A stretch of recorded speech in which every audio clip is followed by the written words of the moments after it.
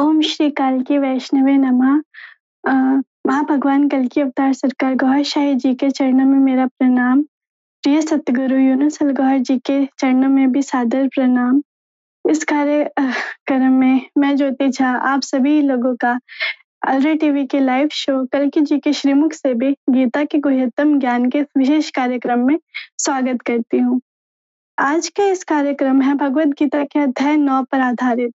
इस अध्याय 9 में भगवान श्री कृष्ण ने भक्ति, श्रद्धा और ईश्वर की सर्वव्यापकता के गूढ़ रहस्य को उजागर किया है, जिसके माध्यम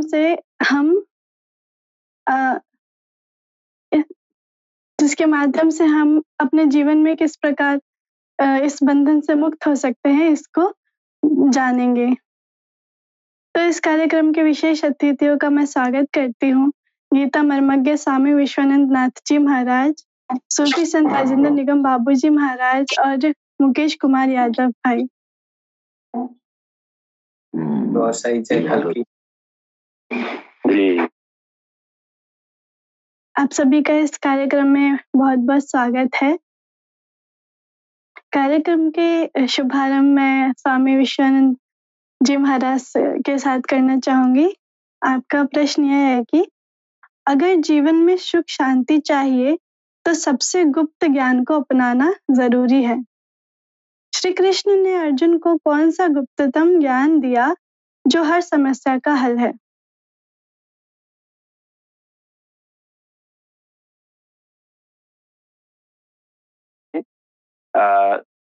सब मनुष्यों को भगवान श्री कृष्ण ने श्रीमद् भगवत गीता जी में मनुष्य के जीवन के सब पहलू के बारे में समझाया है। मानव शरीर में सुख दुख, शांति अशांति का अनुभव करने वाला कौन है, ये अनुभव किसको होता है, उसके विषय में अध्याय 7 ज्ञान विज्ञान योग के श्लोक नंबर 4 में परमात्मा ने बताई हुई 8 प्रकार की जो अपरा जड़ प्रकृति को समझाया है, जिसमें पृथ्वी, जल, अग्नि, वायु, आकाश, मन, बुद्धि और अहंकार है। ये प्रकृति जड़ स्वभाव की होने से उसको सुख दुख, शांति अशांति का अनुभव उनमें से किसी को नहीं होता है। लेकिन ऐसा सुख दुख, शांति अशांति का अनुभव जिसको होता है, उसकी समझूती भगवान श्री कृष्ण ने अध्याय 7 ज्ञान विज्ञान योग के श्लोक नंबर 5 में परमात्मा ने बनाई हुई ये परा अर्थात चेतन प्रकृति, जिसको जीव रूप में समझाया है। तो जिसमें से ये समग्र जगत को परमात्मा धारण करके चलाते रहते हैं। ये जीव मनुष्य के शरीर में भी है और सब प्रकार के प्राणियों के शरीर में भी ये जीव है। इस जीव जब मनुष्य के शरीर में प्रवेश करता है, तब ये 8 प्रकार की जड़ प्रकृति वाला ये मानव शरीर कार्यशील होता है। और जब यही जीव मानव शरीर में से बाहर निकल जाता है, तो ये 8 प्रकार की जड़ प्रकृति वाला ये मानव शरीर जड़ होके कार्यशील नहीं रह पाता है। इस जड़ प्रकृति में संवेदना, सुख दुख, शांति अशांति का संचार नहीं होता है। ये जड़ प्रकृति एक साधन के रूप में मददगार और आवश्यक जरूरी है। अभी आगे भगवान श्री कृष्ण समग्र मानव जात को समझा रहे हैं कि अगर जीवन में सुख दुख, शांति अशांति का अनुभव करना है, यानी कि आपके जीवन में सुख और शांति चाहिए, तो सबसे गुप्त ज्ञान को आत्मा और परमात्मा का ज्ञान है। वे ज्ञान को अच्छी तरह समझकर उनको जीवन में धारण करना पड़ता है, यानी कि जीवन में अपनाना जरूरी होता है। क्योंकि यह शरीर में जो जीव है उसको ही सुख और शांति का अनुभव होता है। ये जो जीव जो है वो चेतन प्रकृति के रूप में समझाया है, उसको ही सुख और शांति का अनुभव होता है, जड़ प्रकृति को नहीं होता है। इसलिए ये जो जीव है उसको ही जीवात्मा के रूप में समझाया है और वो हृदय में रहता है। इसीलिए ये आत्मा का ज्ञान और परमात्मा का ज्ञान जानना बहुत जरूरी है। जो आत्मा और परमात्मा का ज्ञान जान लेता है, वो अपने जीवन में सुख और शांति का अनुभव भी कर लेता है। ऐसा भगवान का यहाँ समझाना है। आगे भगवान श्री कृष्ण अपने प्यारे शिष्य अर्जुन को निमित्त बनाकर समग्र मानव जात को ये समझा रहे हैं कि मानव शरीर में जीवात्मा, नाभि आत्मा और स्वयं परम धाम में रहने वाला ये परमात्मा जो गुप्तता को धारण करके कह रहे हैं कि हम तीनों अपने अपने स्थानों से अपने अपने कार्यों को कर रहे हैं। हमारा तीनों का आपस में गुप्त रहस्यमयी संबंध भी है। हम तीनों को इन चर्म चक्षु से तो देखा नहीं जाता है और सामान्य लोग हमारी तीनों की प्रवृत्तियों के विषय में भी जानकारी नहीं ले पाते हैं। इसलिए सामान्य लोग दुखी और अशांति में ही रहकर अपना जीवन बिताते रहते हैं। परमात्मा तो बहुत दयालु है, इसलिए वे श्री कृष्ण भगवान के हृदय में विराजमान होके अर्जुन जैसा अनुरागी शिष्य को निमित्त बनाकर समग्र मानव जात को परमात्मा, आत्मा और नाभि आत्मा के विषय में ज्ञान श्रीमद् भगवद गीता जी में परमात्मा ने ही समझाया है। उस ज्ञान को ही गुप्ततम ज्ञान समझाया गया है। भगवान श्री कृष्ण ने गीता जी में परमात्मा का परिचय देते हुए समझाया है कि वे परम धाम में रहता है, लेकिन उनके खास दोस्तों अवतारों सदगुरु के माध्यम से वे तड़पते हुए जिज्ञासु भक्तों के हृदय में प्रवेश कर लेते हैं। आत्मा का निवास स्थान हर एक प्राणियों के हृदय स्थान में है और नाभि आत्मा का निवास स्थान मानव शरीर में नाभि स्थान में है। जब तक साधक के हृदय में परमात्मा अपना खास नाम के साथ प्रवेश नहीं कर लेते हैं, तब तक परमात्मा की मदद आत्मा नहीं ले पाते हैं। ऐसी स्थिति में मनुष्य के शरीर में नाभि स्थान में छुपा अजात शत्रु नाभि आत्मा अपने नकारात्मक भावों को मनुष्य के जीवात्मा को अपने बस में रखकर तमाम बुरे कर्मों करा के दुख अशांति देता रहता है।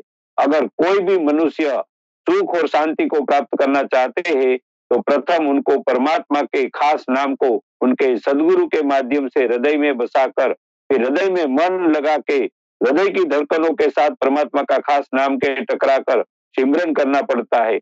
ऐसा करने से हृदय में दिव्य प्रकाश उत्पन्न होगा। वे प्रकाश खून के साथ बहता बहता जब नाभि आत्मा को मिलना शुरू होगा, उससे ही वे भी पवित्र हो जाएंगे।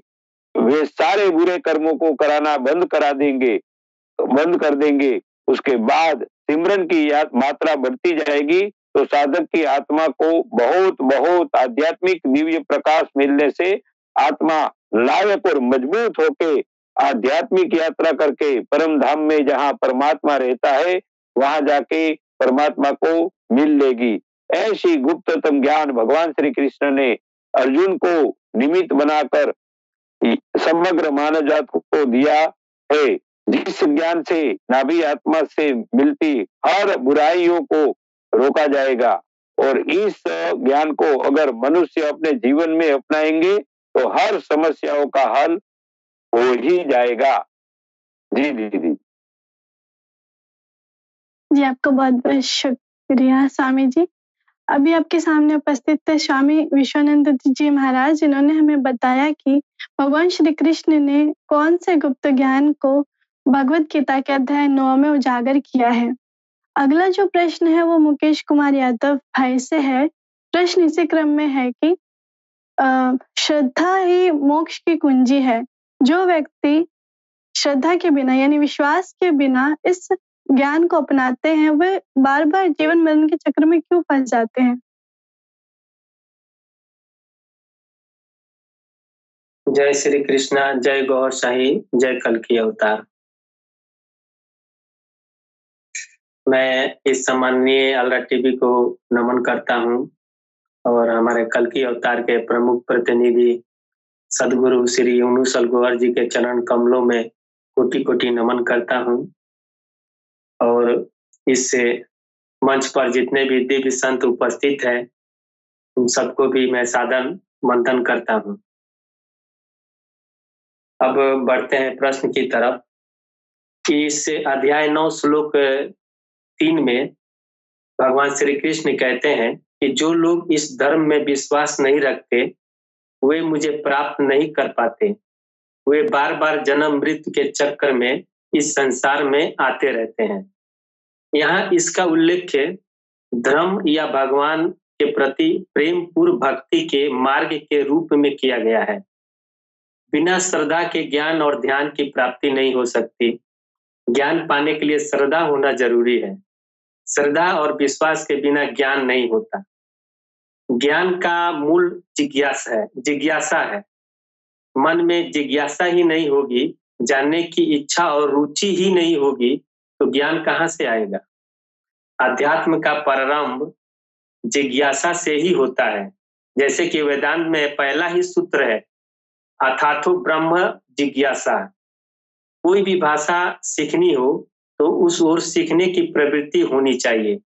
जितने भी वैज्ञानिक सफलता के शिखर पर पहुंचे हैं, उनके मन में क्या और क्यों की भावना पैदा हुई है, उसके बाद ही वो आगे बढ़े हैं।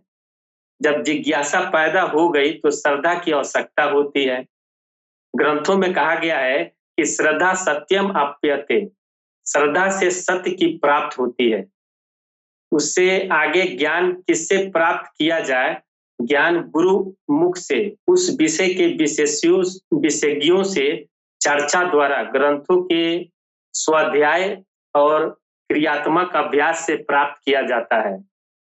ज्ञान जितना भी अद्भुत हो और मार्ग कितना भी प्रभावशाली हो, जो उस पर चलने से इनकार करता है उसके लिए वह बेकार ही रहता है। जैसा कि पिछले श्लोक में बताया गया है कि ईश्वर की प्रत्यक्ष अनुभूति बाद में होती है। आरंभ में प्रक्रिया आरंभ करने के लिए आस्था की एक छलांग की आवश्यकता होती है। ईश्वर प्राप्ति के मार्ग में पहला कदम आस्था रखना है। फिर व्यक्ति सत्संग यानी आध्यात्मिक कार्यक्रमों में भाग लेना शुरू करता है। अक्सर लोग कहते हैं कि वे केवल उसी पर विश्वास करने को तैयार हैं जिसे वे प्रत्यक्ष रूप से देख सकते हैं, और चूंकि ईश्वर की कोई प्रत्यक्ष अनुभूति नहीं है इसलिए वे इस पर विश्वास नहीं करते। हालांकि सच्चाई यह है कि हम दुनिया में बहुत सी चीजों पर विश्वास करते हैं बिना उनके प्रत्यक्ष अनुभव के। एक न्यायाधीश कई वर्षों पहले हुई किसी घटना से संबंधित मामले पर निर्णय सुनाता है। यदि न्यायाधीश केवल उसी पर विश्वास करने का दर्शन अपनाता है तो उस प्रत्यक्ष रूप से अनुभव किया गया उस कानूनी व्यवस्था विफल हो जाएगी। एक राष्ट्रपति पूरे देश से प्राप्त रिपोर्टों के आधार पर देश का प्रशासन करता है। अन्य भी कई भी हैं। यदि उन रिपोर्टों पर विश्वास करने को तैयार नहीं है तो पूरा देश प्रशासन कैसे कर पाएगा? इसलिए भौतिक गतिविधियों में भी हर कदम पर विश्वास की आवश्यकता होती है। इसी तरह एक हमारे किताबों में एक कहानी आई है कि एक बार एक राजा ने एक साधु से कहा कि मैं ईश्वर में विश्वास नहीं करता क्योंकि मैं उसे देख नहीं सकता। साधु ने राजा के दरबार में एक गाय लाने के लिए कहा। राजा ने ऐसा करके अपने सेवकों को गाय लाने का आदेश दिया। जब साधु ने गाय का दूध दूहने के लिए कहा, राजा ने फिर अपने सेवकों को साधु के इच्छा अनुसार कार्य करने का निर्देश दिया। साधु ने पूछा, हे राजन, क्या आप जानते हैं कि गाय से निकाले गए इस ताजा दूध में मक्खन है? राजा ने कहा, उन्हें पूरा विश्वास है कि इसमें मक्खन है। साधु ने कहा, आप दूध में मक्खन नहीं देख सकते, फिर आप क्यों मानते हैं कि यह वहां है? राजा ने उत्तर दिया, हम इसे अभी नहीं देख सकते क्योंकि मक्खन दूध में व्याप्त है, लेकिन इसे देखने की एक प्रक्रिया है। यदि हम दूध को दही में बदल दे और फिर दही को मथे तो मक्खन दिखाई देने लगेगा। साधु ने कहा, दूध में मक्खन की तरह ईश्वर भी सर्वत्र है। अगर हम उसे तुरंत नहीं देख सकते तो हमें यह निष्कर्ष नहीं निकालना चाहिए कि ईश्वर नहीं है। उसे समझने की एक प्रक्रिया है। अगर हम विश्वास रखने और प्रक्रिया का पालन करने के लिए तैयार हैं तो हमें ईश्वर की प्रत्यक्ष अनुभूति होगी और हम ईश्वर साक्षात्कार कर लेंगे। ईश्वर में विश्वास करना कोई स्वाभाविक प्रक्रिया नहीं है जिसका हम मनुष्य के रूप में अनुसरण करते हैं। हमें अपनी स्वतंत्र इच्छा का प्रयोग करना होगा और ईश्वर में विश्वास रखने के लिए सक्रिय रूप से निर्णय लेना होगा। कौरव की सभा में जब दुशासन ने द्रौपदी को निवस्त्र करने का प्रयास किया तो भगवान कृष्ण ने उसकी साड़ी को लंबा करके उसे शर्म और शर्मिंदगी से बचाया। उपस्थित सभी कौरवों ने यह चमत्कार देखा, लेकिन श्री कृष्ण की सर्वशक्ति पर विश्वास करने और अपने होश में आने से इनकार कर दिया। सर्वोच्च भगवान इस श्लोक में कहते हैं कि जो लोग आध्यात्मिक मार्ग में विश्वास नहीं करने चाहते हैं वे दिव्य ज्ञान से वंचित रह जाते हैं और जीवन और मृत्यु के चक्र में घूमते रहते हैं। जी दीदी। जी, आपका बहुत-बहुत धन्यवाद। अभी आपके सामने मौजूद थे मुकेश कुमार यादव भाई, जिन्होंने हमें अभी बताया कि इस ज्ञान को किस प्रकार हम विश्वास के साथ ही इस राह पर चल सकते हैं। अगला प्रश्न जो है वो सूफी संत राजेंद्र निगम बाबूजी महाराज से है। प्रश्न इसी क्रम में है जैसा अभी मुकेश कुमार यादव भाई ने बताया कि ईश्वर हर जगह व्याप्त है। तो प्रश्न ये है कि यदि ईश्वर हर जगह व्याप्त है तो फिर भी हम उन्हें क्यों नहीं देख सकते? इस गूढ़ रहस्य को भगवान श्री कृष्ण ने किस प्रकार समझाया है?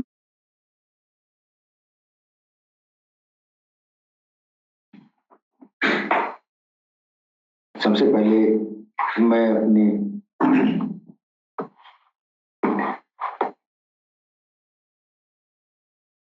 वरिष्ठ संतजनों को मैं सन्नवा कर नमन करता हूँ और पैनल में उपस्थित हमारे छोटे भाई बहन को भी मैं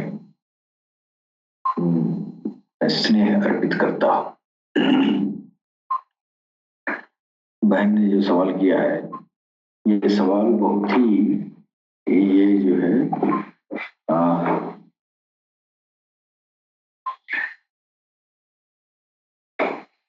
आम जनमानस इस बात को, इस सवाल को पूछती रहती है और मैं इस सवाल को मैं अपनी भाषा में मैं कहना चाहूंगा, इसलिए कि ये सवाल मेरे सामने बचपन से आते रहे। आज हमारी छोटी बहन ने भी इसको कर दिया है और मेरा ख्याल है कि बहन ने जो इसकी जो मानसिक धरातल है, यहाँ पर हम लोग भी कभी थे। ये सवाल मेरे अंदर जिज्ञासा पैदा करती रहती थी कि ईश्वर हर जगह है। सारी दुनिया के लोग कहते हैं भगवान यहाँ भी है, वहां भी है, हर जगह है और देखने के लिए कोई नहीं कहता है कि दिखा दे। ये आसानी से लोग कह देते हैं भगवान हर जगह है और कहीं कहाँ है, अरे देख नहीं पाओगे, कहाँ नहीं देख पाओगे, अब तो दिख पाओगे, भगवान को तुम दिख पाओगे। वही भगवान को तो वास्तव में नहीं देख पाएगा, इसलिए कि भगवान को देखने का ज्ञान ही इल्म ही मिल जाए तो देखेगा क्या। अच्छा, भगवान के देखने वाला जो ज्ञान है, वह ज्ञान जो है ये सबसे सारे अवतार पैगंबर और ऋषि महर्षियों का जब दौर गुजर जाएगा, जो अंतिम ऋषि आएगा वो भगवत दर्शन का यानी आंखों से भगवत दर्शन का ज्ञान लेके आएगा और अंतिम ऋषि मोहम्मद रसूलुल्लाह है। और हम मोहम्मद रसूलुल्लाह को तो हम इज्जत ही नहीं करते हैं, तो उनका ज्ञान हम कैसे लेंगे? जब उनका ज्ञान हम नहीं लेंगे तो यही पे रह जाएंगे कि ईश्वर हर जगह है लेकिन दिखाई नहीं देता है। और जब वो आखिरी ऋषि आ भी गए, अंतिम ऋषि, तो उन्होंने भी अपने उम्मत के लोगों को जब ये कहा कि ये इल्म ले लो आंखों से देखने वाला, तो उसमें भी जो है कितना घुस गया और भगवत दर्शन की ज्ञान की तो पत्ती छोड़िए, बिचड़ी में मारा कट्टी काफिर मुनाफिक आपस में कर होके और मोहम्मद रसूलुल्लाह का जो उम्र है उस उम्र को बिता दिए मारे काटने। ये इल्म जो है आया तो उन्हीं के ऊपर, लेकिन यह इल्म जो है पर्दे में रह गया। किसको बताया? सब तो मार काट में लगे हुए थे, है। और उसी समय जो है वो झगड़ा झंझट का आलम ये था कि वो तो चले गए, उनके बाद भी उनके खानदाने को मिटा दिए सब, है ना। और जो खानदान जिनको मिटाए, हसन हुसैन, बीबी फातिमा जहरा, हैदर अली, पंजतन थे, ये भगवत दर्शन का इल्म इन्हीं लोगों के पास था ही, और इनके ही दुश्मन ये सब हो गए दुनिया वाले। तो यह बात इस्लाम आने के बाद भी ये भगवत दर्शन का मामला लटक गया, यानी ये इल्म जो है खुलने वाला था, यह इल्म तो बंद हो गया। अब ये भगवत दर्शन का जो आज तक धरती पर पहेली बनी रही कि ईश्वर हर जगह है लेकिन दिखाई क्यों नहीं देता है, ये पहेलियां हजारों हजारों साल से आई। आखिरी में एक पैगंबर आए, उन्होंने तसव्वुफ के जरिए उन्होंने बहुत ही महदूद लोगों को बताया कि ईश्वर को हमने देखा और तुम भी देख सकते हो। हमने देखा यानी उन्होंने शहादत दिया तो सारी दुनिया जानी, लेकिन तुमको भी दिखा सकते हैं, ये किसी ने जाना। और वक्त बीत गया, ये इल्म आम होने का वक्त, तब तक 66 साल उम्र हो गई, भगवान ने, ईश्वर ने, अल्लाह ने उनको उतना ही उम्र दिया था। अब ये इल्म तो अधूरा रह गया, लेकिन उसी कुरान में जो है अल्लाह कह रहा है वही आखिरती खैर लकुम मिनल्लाह, कि अब ये आपका जो अगला दौर होगा ये वो दौर बड़ा सुहाना होगा, इसलिए कि लड़ाई भिड़ाई इधर होगा। जब दूसरी बार आप आएंगे तो उस दौर में ये दर्शन का इल्म खुलेगा। अब भगवत दर्शन का इल्म जब खुलेगा तो चाहे आप मुसलमान बन के आए चाहे हिंदू बन के आए, भगवत दर्शन के तो सब प्यासे हैं। लिहाजा जब आप दूसरी बार आएंगे तो आपके सामने हिंदू, मुसलमान, सिख, ईसाई, दीन, धर्म का कोई शर्त ही नहीं, इसलिए कि आपका सौदा ही बेमिसाल होगा। क्यों? इस दौर में आप इसको लुटा नहीं पाए। कौन? भगवत दर्शन का इल्म। जब आप कल के अवतार बन के आएंगे, इमाम मेहदी बन के आएंगे, उद्खी बन के आएंगे, स्वामी बन के आएंगे, इल्क बन के आएंगे, सौस बन के आएंगे, मैत्रेय बुद्धा बन के आएंगे, तब इस इल्म को आप आम करेंगे। जब आम करेंगे तो आम जनमानस इस सवाल में हजारों साल से फंसी है कि भगवान हर जगह है, दिखाई क्यों नहीं देता। जब इस सवाल का जवाब किसी भी इंसानियत को जब मिलेगा तो कहेगा भाई ये तो जुगों जुगों का प्यासा है अब भगवत दर्शन के लिए, तो अब उसके साये में समा जाएंगे। इसलिए कहा गया है कि कल की अवतार को सारी दुनिया, सारी कौम मान लेगी। क्यों मान लेगी? कोई सस्ता सौदा थोड़ी उनके पास है, मानने पर मजबूर होगा, इसलिए कि दर्शन, ईश्वर दर्शन का उनके पास वो इल्म खोलेंगे जो जुगों से पहेली बनी हुई है। अब आप आइए, बहन पूछिए ईश्वर हर जगह, फिर भी हम उन्हें क्यों नहीं देख पाते। अब जब सरकार गौहरशाही आ रहे हैं, जिनके पास वो दर्शन का इल्म है, वो कह रहे हैं कि देखो तुम्हारी आंख में वो पावर ईश्वर ने नहीं दिया कि जिससे तुम देख सको, लेकिन ये अध्यात्म ज्ञान के जरिए ये ज्ञान ले लो और इस ज्ञान के जरिए तेरे अंदर वो दिव्य आंखें मिल जाएंगी, जिन आंखों के जरिए तुम उस ईश्वर को देख सकते हो। उस इल्म को कहा गया तसव्वुफ, वही है अध्यात्म और वही ज्ञान है सनातन। वो ज्ञान जिस ज्ञान के जरिए हमारी आत्मा परमात्मा तक पहुंच जाए, परमात्मा का साक्षात्कार कर ले, वो ही ज्ञान सनातन। इसलिए कहा गया कल की अवतार आएंगे, पूरी हुए जमीन पर सनातन का परचम लहराएंगे। मतलब ये नहीं कि मुसलमान भगवाधारी हो जाएंगे, मतलब ये नहीं है, मतलब ये कि जो इल्म ज्ञान हमको मिलेगा वही मुसलमान को मिलेगा, वो भी भगवान से मिलेगा और हम भी मिलेंगे।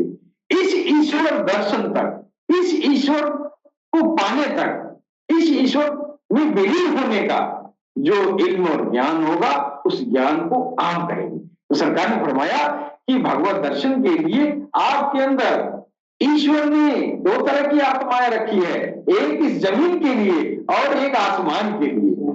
ऊपर आसमान में किसी लोक में परम धाम में बैठा है, वहां जाने के लिए स्थूल शरीर नहीं जाएगा, फिर वहां जाने के लिए तेरे अंदर वहां की आत्माएं डाली है, तुम उसको बेदार करो, उसको जागृत करो, उसको ऊर्ध्वान्वित करो, उसको ताकतवर बनाओ। और जब वो ताकत पकड़ लेगा तो बस तेरे ख्याल का मोहताज है, इधर से निकलेगा उधर सामने खड़ा हो जाएगा, दर्शन हो जाएगा। तो कितनी बड़ी पहेली बनी हुई थी, और सरकार गौरशाही ने 2-4 शब्दों में इस पहेली को खत्म कर दिया। अब आप करके देखिए, आप करके देखिए, अब करेंगे तभी तो दर्शन होगी। लेकिन ये पहेली बनी हुई है। अब बात रही ईश्वर हर जगह है, इसी बात को इस्लाम में भी कहा गया, वल सगर वल हजर यस्जुदान, है ना, यानी हर पेड़ पौधे पहाड़ और ये जो है नदी जो भी है, हर जगह भगवान है। अब सरकार कह रहे हैं इस बात को तो सब जानते हैं, वल सगर वल हजर यस्जुदान, है ना। और हमारे सनातन धर्म के लोग भी कहे पहाड़ को पूजे, गाय को पूजे है, बानर को पूजे है, सब पूजे हैं, गलत नहीं है। लेकिन सही कैसे है, तो सरकार गौरशाही बताए है कि ईश्वर का एक अभिव्यक्तियां होती हैं, अभिव्यक्तियां हजारों हैं। वो अभिव्यक्तियां बंदर के अंदर गई, वो बंदर का भगवान हो गया। वो गाय के अंदर गया, वो मेरे लिए पूजनीय हो गई है। वो मां के अंदर तो मां मेरी भगवान हो गई ना। तो मां के अंदर, बंदर के अंदर, जानवर के अंदर, पहाड़ के अंदर जो आया वो भगवान का अभिव्यक्ति आया। तो हम तो भगवान को पूज रहे हैं, भगवान की अभिव्यक्ति ऑलरेडी मौजूद है, तो मैं तो उसी को पूजा रहा हूं, तो मैं भी हक परस्त हूं, है नहीं। तो ये इस नियत से कि जो मैनिफेस्टेशन, उसका जो अभिव्यक्ति है नूर की शक्ल, उसको नूर कहा गया।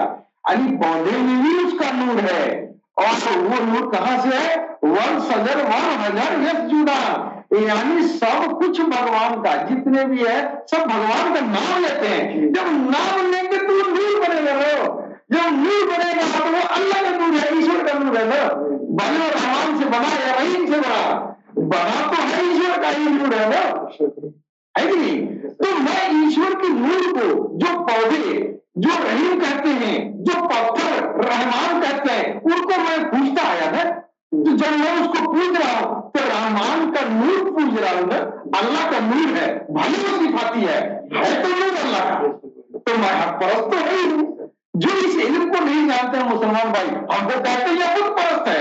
अरे तुमको नहीं मालूम है, ये तो कल की अवतार होता है, ये हिंदू भी हक परस्त है, मुसलमान भी हक परस्त है। नतीजा ये है कि ये जो सिद्ध को पूजता है और तुम जाहिल पूजते। तुम्हारा पैगंबर ने शहादत दिया, गवाही दिया कि हम आंखों से देख के आए उसको, और यहां सिद्ध था, देखने की बात नहीं थी, उसकी सिद्धि नीचे आ गई। हम उसकी सिफात को देख रहे हैं, तो उसकी जात को देख रहा है। ये तो सरकार, ये इल्म किसी ने नहीं खोला, ये सरकार गौरशाही जो कल की अवतार है, दूसरे के मानकर तो था ही नहीं ये खोलना।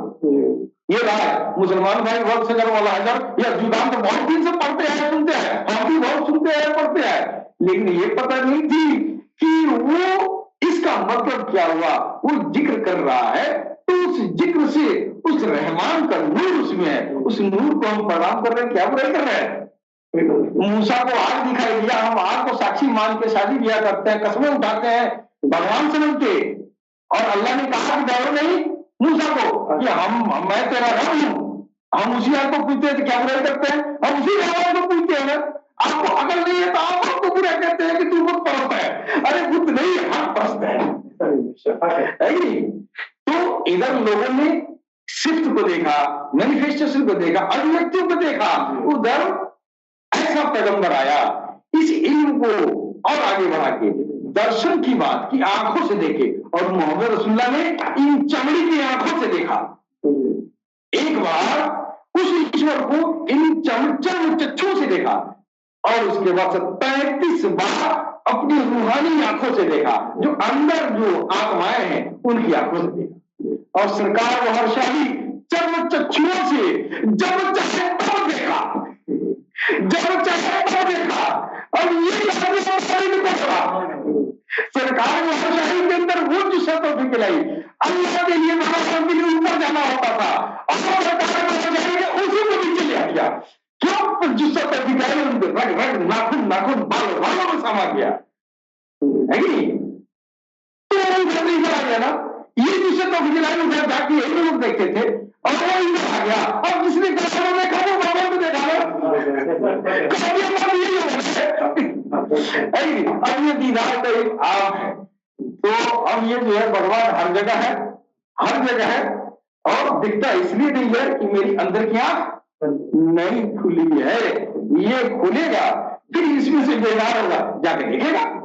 ये इल्मी था नहीं, इसीलिए ये बात विचारा भी थी। बहन जी, इसके साथ ही पानी पर गिरा। जी, आपने तो इस प्रश्न को बड़ा ही सरलतम से उत्तर दिया कि ईश्वर बेशक हर जगह व्याप्त है, उसको इन आँखों से नहीं देखा जा सकता जो हमारी प्रत्यक्ष आँखें हैं, बल्कि वो दिव्य आँखों से देखा जा सकता है, जो कि आज के युग में महाभगवान कल्कि अवतार सरकार गौहर शाही जी की कृपा से, अध्यात्म ज्ञान के माध्यम से हर किसी श्रद्धालु को प्राप्त हो सकता है। तो जो भी अनुरागी इस ज्ञान को प्राप्त करना चाहता है, वो नीचे दिए गए व्हाट्सएप नंबर पर कॉल करके नामदान प्राप्त कर लें। इसी के साथ मैं चलती हूँ अगले प्रश्न की ओर, जो है स्वामी विश्वानंद जी महाराज से। प्रश्न यह है कि हर चीज ईश्वर से ही उत्पन्न हुई है, लेकिन फिर भी वे किसी चीज से बंधे नहीं है। यह कैसे मुमकिन है और इसका हमारे जीवन में क्या मतलब है? जी स्वामी जी।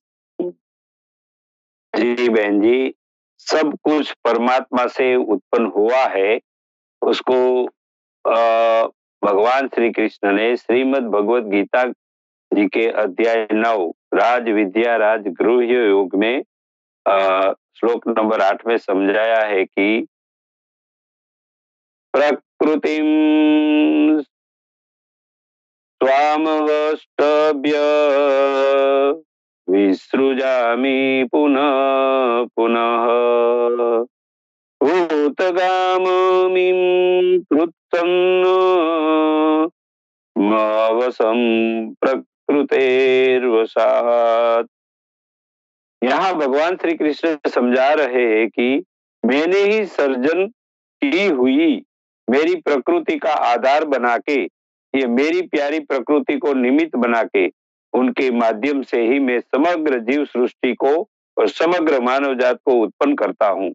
आत्माओं को, फरिश्ताओं को, मलाइकाओं को, जीनों को मेरे हुक्म से, यानी कि अमरे कुंड से, अगर तो केवल विचार करने से भी मैं उत्पन्न कर लेता हूँ।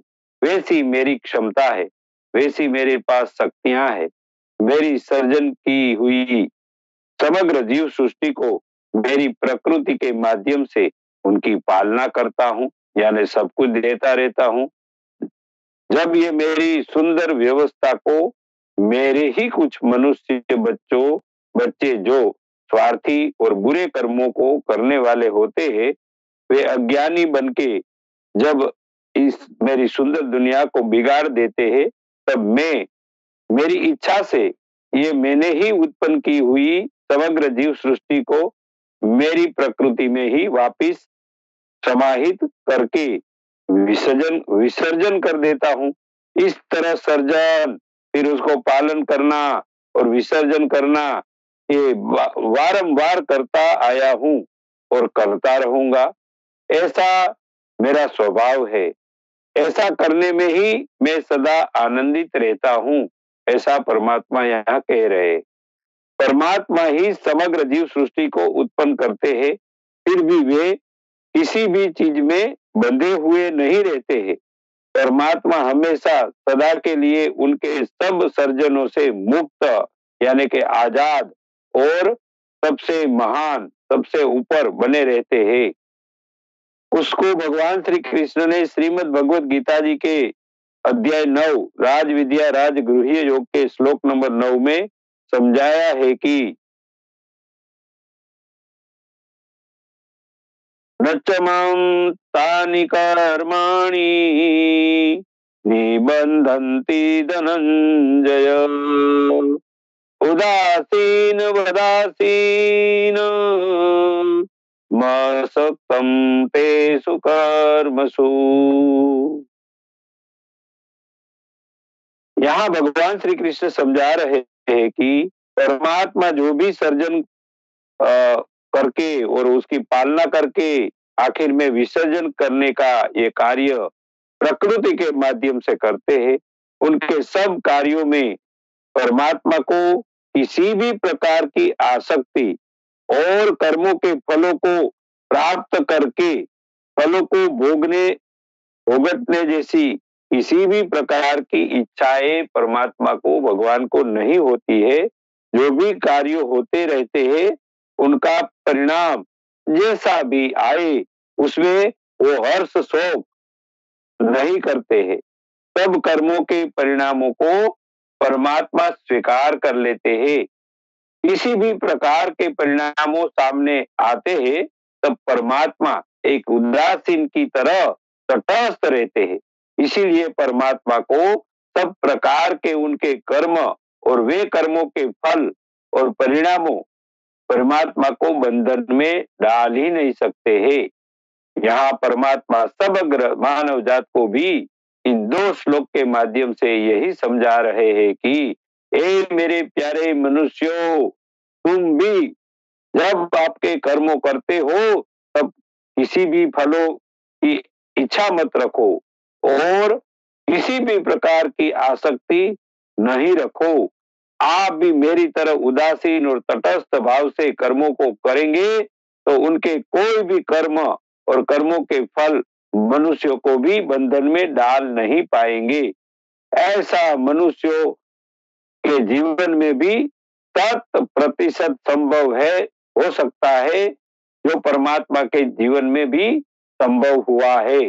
ऐसा आश्वासन भगवान श्री कृष्ण इन 2 श्लोकों के माध्यम से समग्र मानव जात को दे रहे हैं कि अगर तुम तुम्हारे कर्मों के फलों में आसक्ति नहीं रखोगे और जो फल मिलता है उसमें हर्ष शोक नहीं करोगे, किसी भी इच्छा रखे बिना कर्म करते रहोगे, मेरी तरह उदासीन और तटस्थ रहोगे, तो तुमको भी कोई कर्म आपको बंधन में नहीं डाल पाएंगे।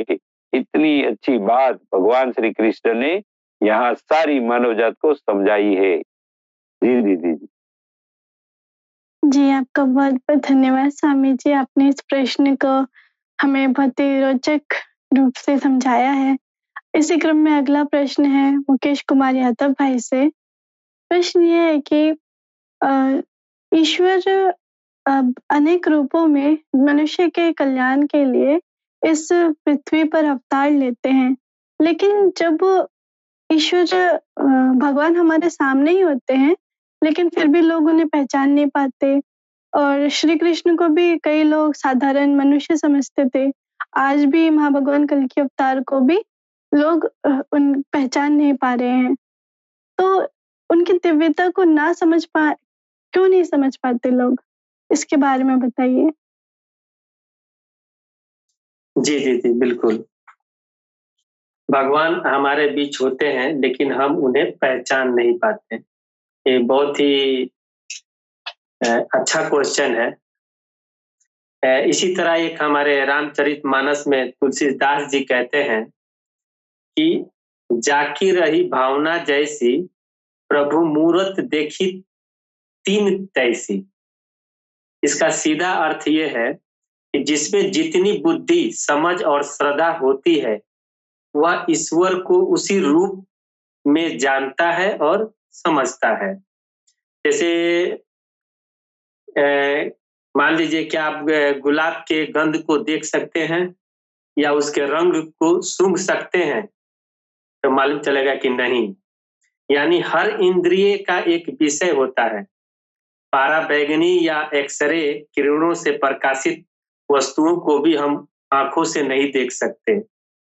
भगवान को केवल ज्ञान चक्षुओं से ही देखा जा सकता है, और वह भी साधना के साधन से।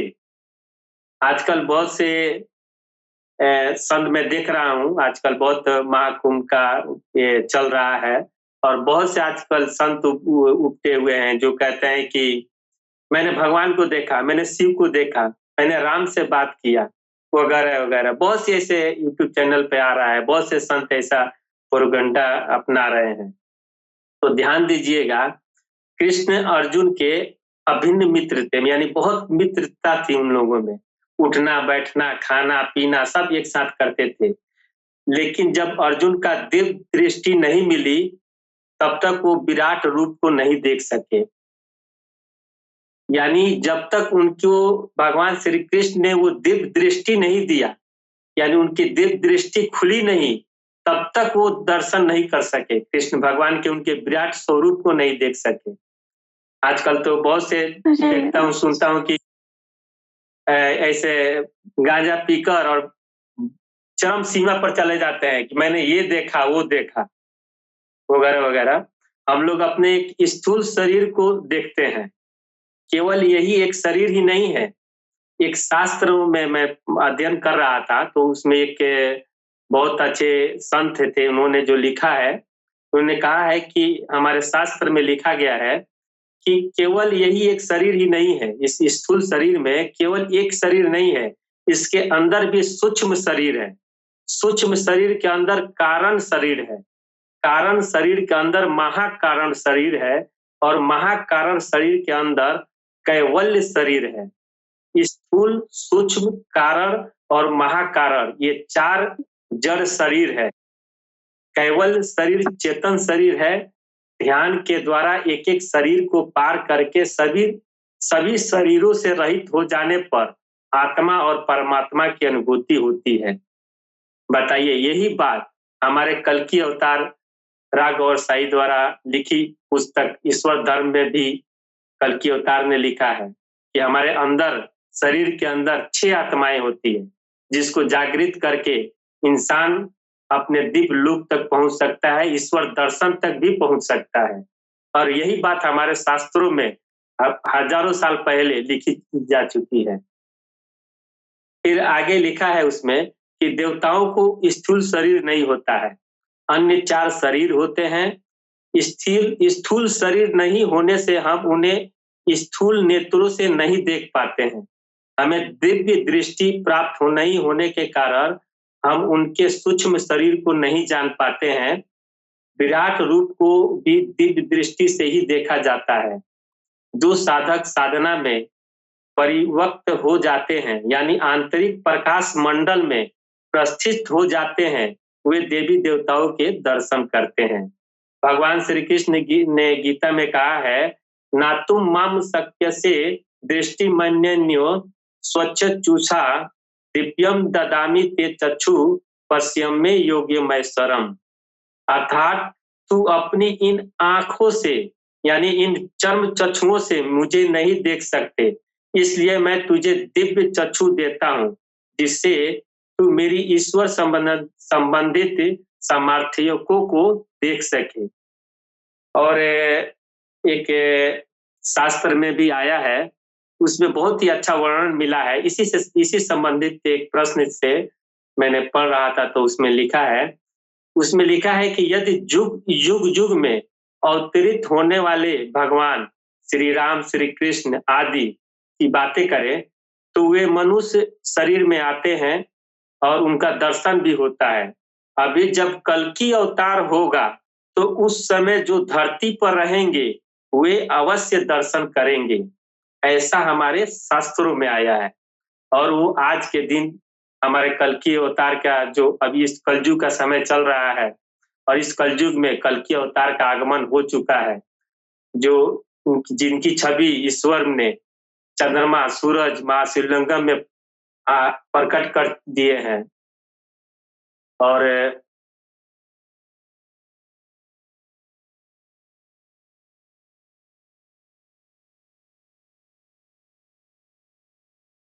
आपकी आवाज नहीं आ रही है जी।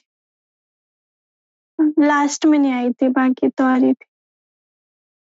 जी, अभी चलते हैं अगले प्रश्न की ओर, जो है सूफी संत राजेंद्र निगम बाबूजी महाराज से। प्रश्न ये है कि अहंकार और बुरे कर्म हमें ईश्वर से दूर कर देते हैं। असुरी स्वभाव वाले लोग श्री कृष्ण के शरण में क्यों नहीं आते और इससे कैसे बचा जाए?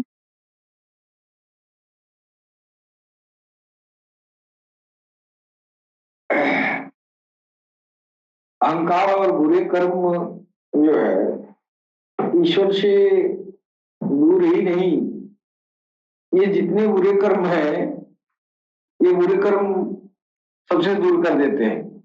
इसलिए इंसानियत को धर्म के पाश में बांधा गया कि धर्म में बताए गए जो आध्यात्मिक रास्ते हैं उन रास्तों को अनुकरण करके अपने आसुरी आत्मा को, अपने मन को नियंत्रण में करे, अपने अहंकार को, ये काम क्रोध लोभ मोह मद मत्सर अहंकार व्यभिचार जैसे कुविचारों को वह जो है शमन करके और भगवान तक वो पहुंच जाए। तो भगवान तक, भगवान के भगवान से दूर करने वाले जो विकार हैं वो उन विकारों में जो है इनका नाम है, ये वही विकार है अहंकार और ये काम क्रोध लोभ मोह।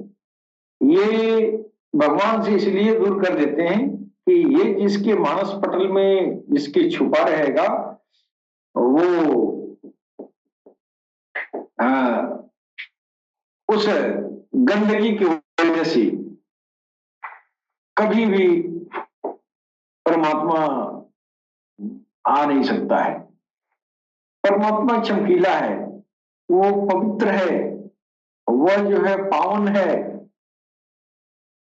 और उस पावन जात को, उस पवित्र जात को अपने घर में बुलाने के लिए ये काम क्रोध लोभ मोह मद मत्सर जैसे विचारों को निकालना पड़ेगा।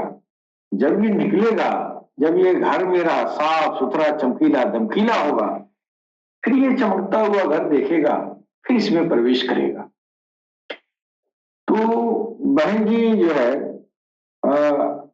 पूछी है कि आसुरी स्वभाव वाले लोग श्री कृष्ण के शरण में क्यों नहीं जाते, क्यों नहीं आते। श्री कृष्ण के अंदर वो जो है परमपिता परमेश्वर का जो है एक एंटिटी उसके उनके अंदर जो है निहित था और परमेश्वर तक पहुंचने के लिए सबसे बड़ी ये जो है रुकावट ये शैतान है, ये आसुरी आत्मा है और इसको जो है इसको भगवान की तरफ से इसकी ड्यूटी लगाई गई है। ऐसा नहीं कि इंसान ने इसकी ड्यूटी लगाया है इंसान ने नहीं लगाया है, ये भगवान ने इम्तिहान के लिए उसको आपके साथ लगाया है कि तुम जाओ दुनिया में और ये इंसान बन के जा रहा है और इसके ऊपर जो है ये अपना गलबा रखना, फिर ये हमको पाने की कोशिश करेगा। जब हमको पाने की कोशिश करेगा तो वो तुम्हारे हाथों मजबूर होगा। जब मजबूर होगा तो वो किसी मेरे दोस्त की तलाश करेगा, किसी मेरे सखा की तलाश करेगा।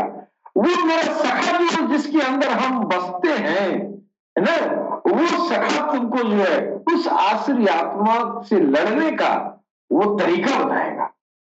वही तरीका, ये तरीकत राह तरीकत कहलाती है, वही रूहानियत कहलाती है, वही अध्यात्म कहलाती है, वही योग कहलाती है।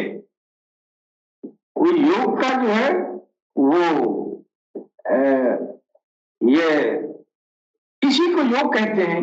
ये सारे तरीके भगवान से जुड़ने का जो तौर तरीका है, ये जो तपस्या है, ये सब जो है ये सब रूहानियत में आते हैं, सब स्पिरिचुअलिटी में, अध्यात्म में।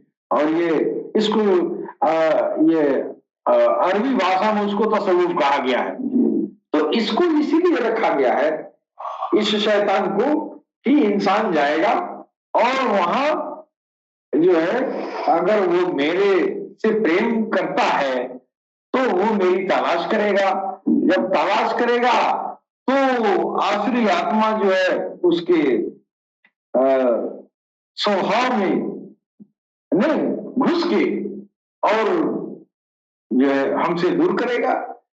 तो वो भगवान की तरफ से उसकी अपॉइंटमेंट हुआ है, हर इंसान के साथ है। उसको हटाएंगे तो जो बचेगा वो जो है वो मैं ही हूंगा।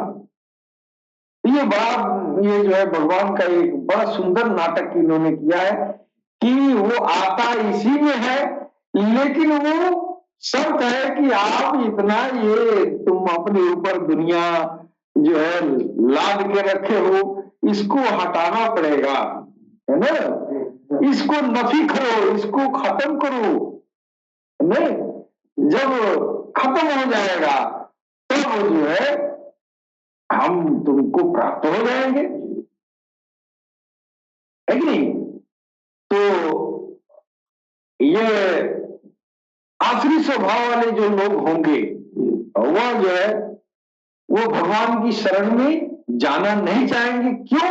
उसके ऊपर है तो इंसान, लेकिन उसके ऊपर आसुरी जो है आत्मा, जिसको शैतान कहा जाता है अलग अलग भाषाओं में। बौद्ध धर्म की भाषाओं में शैतान को मार कहा जाता है। मार ये मार नहीं, मार एक जो है विशेषण है। हाँ, वो शैतान का जो है वो नाम है मार। और इधर जो है इस्लाम में तो उसको सारे इस्लाम वाले जानते हैं कि हमको गफलत में डालने वाला शैतान है, भगवान की तरफ जाने से रोकने वाला शैतान ही है कि नहीं।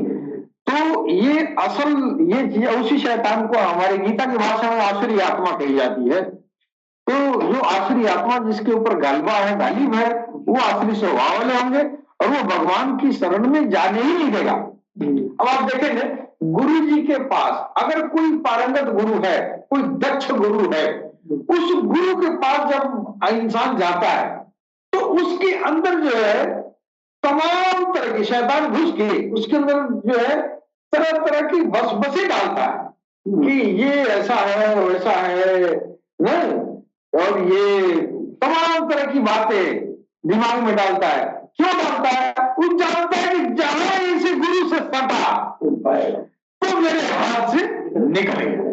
अब आप देखिए ना, भगवत भजन के लिए हम खुद भगवान के नाम, ये जो है ये भगवान का जो गीता है, कुरान है, वेद है, इन सब बातों पे जब चर्चा होती है तो बातें कोई ये नहीं कहता है कि ये बात गलत है। वेद को मैंने वेद पढ़ा तो वेद सही है तो सही है। अच्छा, कुरान की बात मैंने कहा, कुरान भी सही है। अच्छा, गीता को मैंने कहा तो गीता का भी ज्ञान मैंने कहा, हाँ ये भी सही है। अच्छा ठीक है, तो सब सही है। अच्छा, तो ये भगवान का नाम अपने दिल में डाल ना, ये तो नहीं होगा। क्यों नहीं होगा? तुरंत वहां शैतान आके घुस जाता है, कहता है तेरी सारी बात सही है, लेकिन भगवान के नाम को अंदर जाने के लिए जब कृष्ण के करीब जाना है वो साधन जब दिया जाता है तब ना ना ना ना, ये तो हम भगवान कहते ही हैं, तो हम कहते हैं नहीं, तेरे दिल को भगवान कहना, हम भगवान दिल से भी कहते हैं, नहीं वो शब्द भी नहीं देता है ना। उसका मिशन है कि वो कभी भी प्रभु से मिलने नहीं देगा, इसलिए को प्रभु से वो इजाजत लिया है कि हम तेरे बंधु को भड़काएंगे। लेकिन भगवान ने भी कहा कि जो मेरा होगा वो तेरी बातों में नहीं आएगा, मेरे बंदे का इम्तिहान भी हो जाएगा और तेरा काम भी हो जाएगा, है कि नहीं। इसलिए जो है उसकी प्रवृत्ति है, इंसान को शैतान से जन्मजात दुश्मनी है। क्यों? जब आदमी को बनाया जा रहा था तो उस समय शैतान जो है वो वहीं खड़ा था, वो हसद से वो आदम के ऊपर थूक दिया, है ना, तो थूक दिया और वो नाभि में उसको जो है वो मिट्टी का भी पुतला बना था। सबसे पहले भगवान ने इंसान को मिट्टी का पुतला के रूप में बनाया था। जो पहले मनु थे जिनको कहा गया स्वयंभू और मनु, इस्लाम में कहा गया कि आदम से भी हुआ, यानी उनके माँ बाप नहीं थे, जन्नत में बनाया, मिट्टी से बनाया गया, जन्नत की मिट्टी से पुतला बना, फिर रूह फूकी गई, फिर जमीन में उतारा गया। वही चीज हमारे स्वयंभू मनु कहा गया, स्वयं उत्पन्न करने स्वयं उत्पन्न होने वाला मनुष्य, वो पहला मनु कहते हैं, है कि नहीं? हालांकि वो आखिरी मनु थे ना। ये जिस मनु के हम संतान है, वो मनुओं में 14 मनु की बात की गई है, लेकिन सरकार का और शायद कहा 14 नहीं 14,000 है। जो आखिरी में मनु है वही शंभु मनु है। तो जब शंभु मनु को बनाया जा रहा था तो वहां शैतान खड़ा था। उसने कहा कि हमको ये जो है ये जो इंसान बना रहे हैं, हम इसको भगाएंगे। क्यों भगाएंगे भाई? तो जो राज नहीं जाना, कुरान में आया कि वो आग से बनाया इसको मिट्टी से बनाया, यानी मनु को मिट्टी से बनाया और शैतान को आग से बनाया। शैतान और मिट्टी का टकराव होना ये बात नहीं है। असल बात ये थी जो बहन ने पूछा है कि जब भगवान की तरफ जाता है ना, जब भगवान की तरफ जाना होता है तो शैतान को चिढ़ होती है। क्यों होती है? तो शैतान के अंदर वो आत्मा डाली ही नहीं गई जो भगवान के मिलन में जानी है। लिहाजा शैतान यहाँ जमीन पर ही रह जाएगा। और इंसान जो बनाया, मनु को बनाया, मनु में वो समाधि 7 तरह की आत्माओं को डाला, जिन आत्माओं को जाहिर करके भगवान के दर्शन तक पहुंच जाएगा। और इसी बात की चिड़ थी कि हम तो जमीन पर रह जाएंगे, हम इसके दुश्मन हैं, और ये आदमी होके या तो जमीन पर भी घूमेगा और जो है परम धाम भी जाके खड़ा हो जाएगा। इस बात से चिड़ थी। अब बताइए, जिसको इतना जलील किया गया, इतना वो जो है वो जलील हुआ, उसको जो है लानत की तौक भी उसके गले में पड़ी है। ये जिस मनुष्य दुश्मनी की वजह से कि ये जो है दुश्मनी कर रहा है। दुश्मनी का वजह ये था उसके डाक क्या थी, उसके अंदर समाधि नहीं थी, उसके अंदर जो जिक्र फिक्र में लगा कि भगवान तक पहुंचना है, वो निराश हो जाता है कि हम तो जमीन पर रह जाएंगे, ये तो माटी से बना हुआ आदमी, ये तो ऊपर चला जाएगा। लिहाजा जब तक भगवान की तरफ जाने का जब जो है बंदा, ये भक्त, ये योगी है ना, ये साधक कोशिश करता है अपनी समाधि आत्माओं को जगाना। जब उन आत्माओं को जगाना चाहता है जिससे भगवत मिलन होगा, तो उसको चिढ़ होती है। इसलिए जब गुरु कहता है ये भगवान का नाम ले लो, तो उस गुरु के सामने वो आसुरी संपद वाला जो शिष्य होता है वो भागता है, कहता है नहीं ये ढोंगी साधु है, ये ढोंगी गुरु है। जो ढोंगी को सही कहता है, सही को ढोंगी कहता है।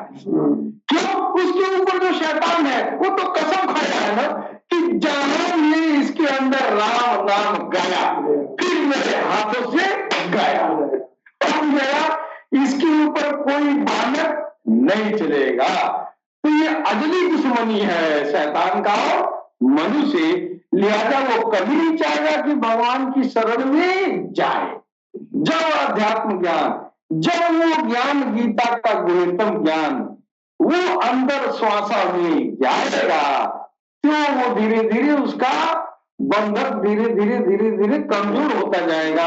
जिससे वो पकड़ा हुआ है उसकी पकड़ धीरे धीरे कमजोर होती जाती। इसलिए भगवान की तरफ जाने वाले को यह जो है शैतान जो है वो जाने नहीं दे, फर्सत नहीं जाने, उसके मन में तरह तरह के कोई विचार डालता है, वसवसे डालता है। लिहाजा वो भगवान की तरफ नहीं जाता। लेकिन जो सच्चा भगवान का भक्त है वो उस भगवत नाम के जरिए भगवान नाम वाले तक पहुंच जाता है। जी बहन। जी, आपने अध्यात्म की रोशनी में इस प्रश्न का बहुत अच्छा उत्तर दिया। आप सभी संत कर्णों ने और हमारे भाई ने भी सभी प्रश्नों का बहुत ही अच्छा और जागरूकता के साथ उत्तर दिया है। तो इसी के साथ हम चलते हैं कार्यक्रम की समाप्ति पर। एक छोटा-सा मैसेज मैं देना चाहूँगी हमारे दर्शकों को कि माँ भगवान सरकार गौहर शाही जो है वो ईश्वर की तरफ से नियुक्त कल्कि अवतार हैं, जिनकी छवि चंद्रमा, सूर्य, महाशिवलिंगम, नेबुला स्टार और ब्रह्मांड के जगह-जगह पर आई है। और ये साइंटिफिकली प्रूवन है और नासा की जो विश्वसनीय वेबसाइट है वहाँ पर जाकर भी आप इस देख सकते हैं, पुष्टि कर सकते हैं। तो और ये जो चैनल है अल्ट्रा टीवी का, ये महाभगवान कल के अवतार का ही चैनल है जहाँ पर सरकार गौरशाही के प्रतिनिधि सूफी मास्टर यूनुस अल गौहर रोजाना के तौर पर भारत के समय अनुसार सुबह 4 बजे से 6:30 बजे के बीच लाइव आते हैं, लोगों के प्रश्नों के उत्तर देते हैं और आध्यात्मवाद पर बातचीत करते हैं। तो आप उनको ज़रूर लाइव सुनें और महाभगवान कल के अवतार के इस बृहत्तम ज्ञान को अपने जीवन में उतारने की कोशिश करें। इसी के साथ आप सभी को जय श्री कृष्ण, जय गौरशाही, जय कल के अवतार।